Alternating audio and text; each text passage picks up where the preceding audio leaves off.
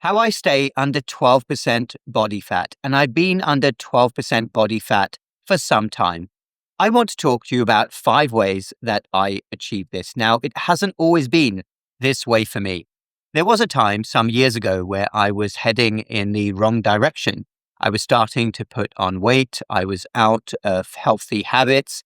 And I quickly got hold of myself. And by golly, am I glad that I did that. And I don't think that this is anything magic. I think it is accessible to anyone.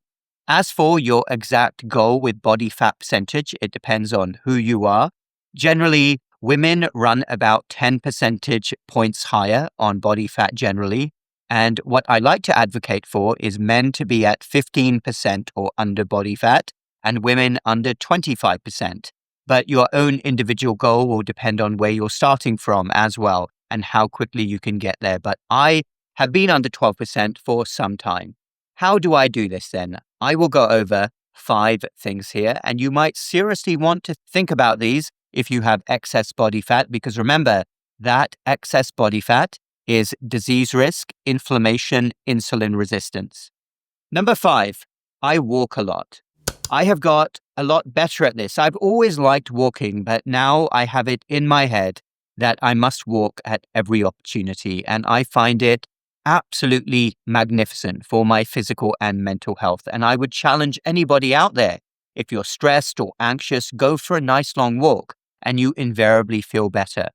The problem with modern mainstream culture, which is so utterly toxic, sedentary behavior is encouraged. It's almost a norm to go through a drive-through to walk the minimum amount. You should change your mindset to walking a lot. I don't personally track my steps. I will occasionally do it, but I have it in my mind that I want to walk. If you want to track your steps, that's fine. If you want to have a 10,000 steps goal, that is certainly a noble goal, but I walk at every opportunity. I deliberately park further away from the grocery store because I want to walk. I want to go for a walk in the mornings, afternoons, evenings, even when I'm in the hospital.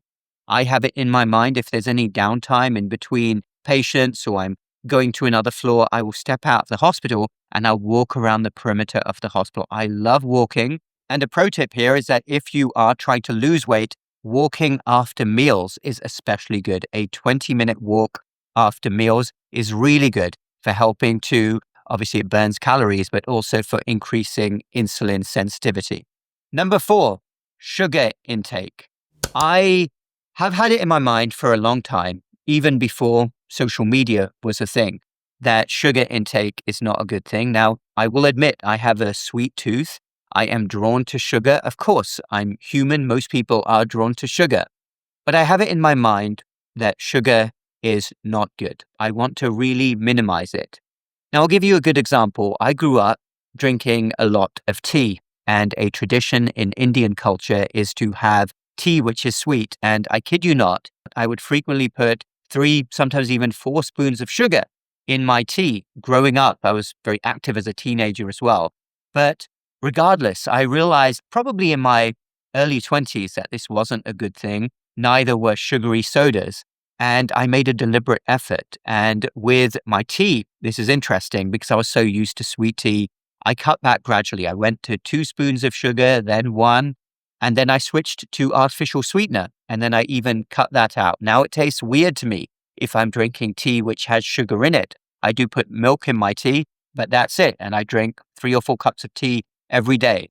But I will always have in my mind, even if I want to snack, is this a sugary snack or is it a high protein snack? Because sugar, of course, it can be a treat.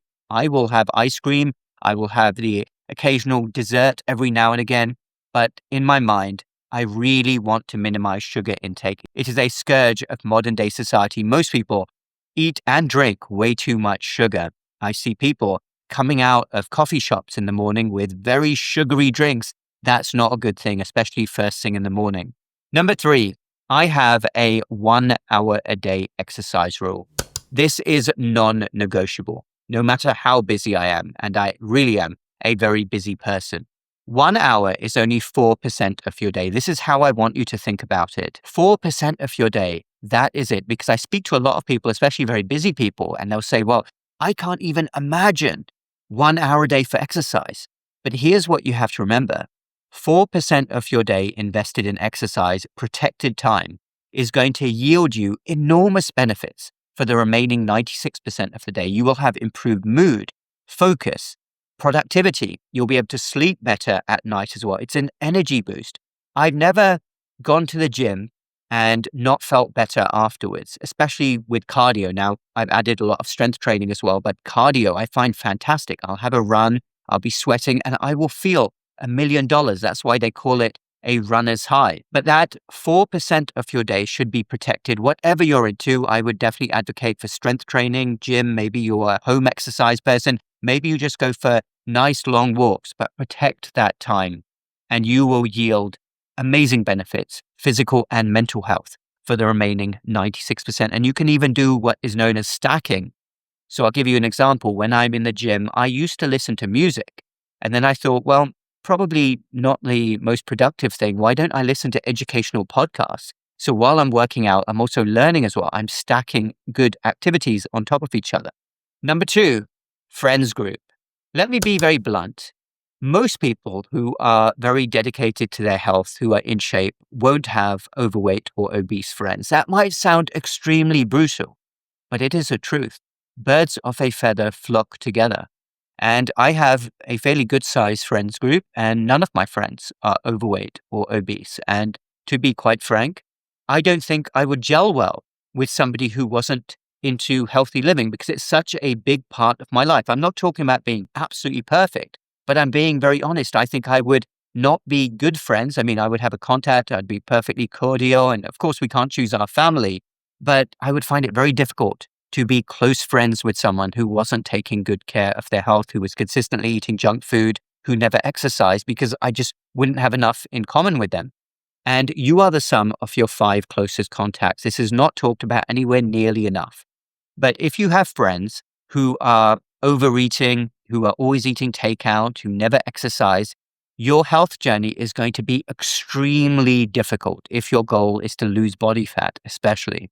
So give that some thought, and you have to be quite ruthless in life. I'm not saying cut people out completely, but have especially the 5 closest contacts in your life be people who elude positive energy with regards to their health. Again, they don't have to be perfect. And the great thing about the online world now is these people can be online. It could be your favorite podcast, YouTube channel, may even be this YouTube channel. Maybe I give you positive, inspirational energy, which would make me very happy if that's the case.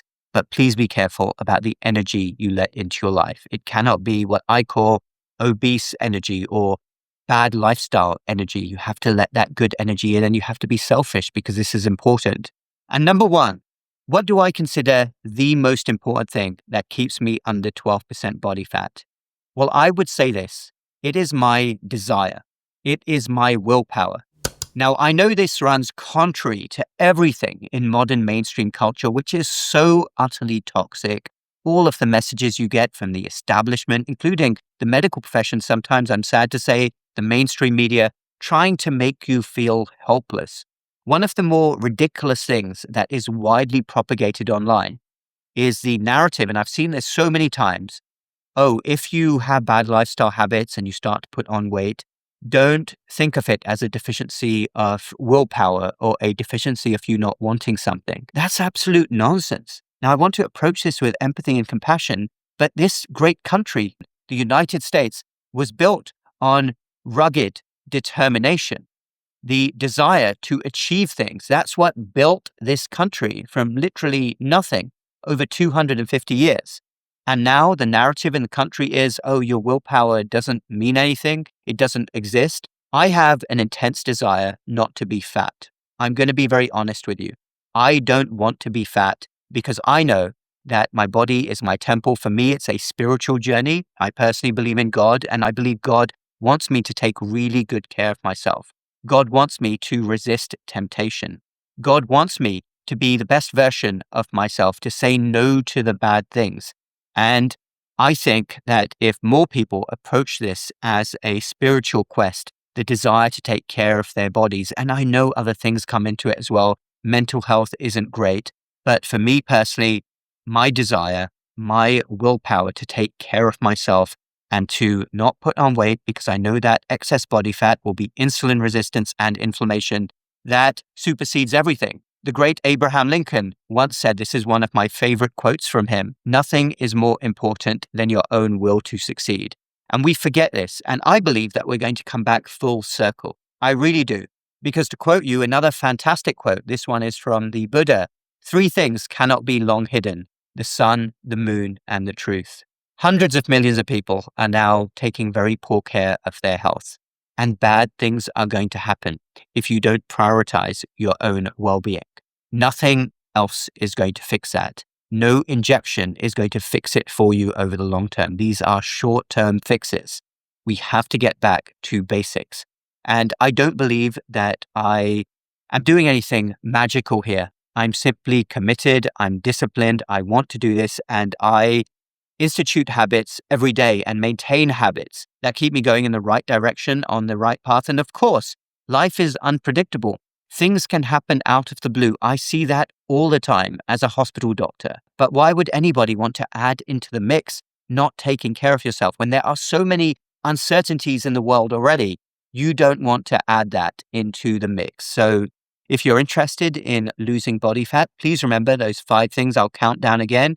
Number 5, walk as much as possible. Number 4, have it in your mind to minimize sugar. Number 3, 1 hour a day exercise rule, non-negotiable. Number 2, keep close watch on your friends group. Make sure it's all positive, well-being energy. And number 1, your willpower is the most important thing. It always will be. Never let anybody else tell you otherwise. Thank you, everybody, for watching. I hope that was helpful. If you're interested in going on a 30-day health reset of natural fat loss and insulin resistance reversal, please check in the links down below for my MetThrive method. We've had a lot of great reviews for that, but it does take you to commit.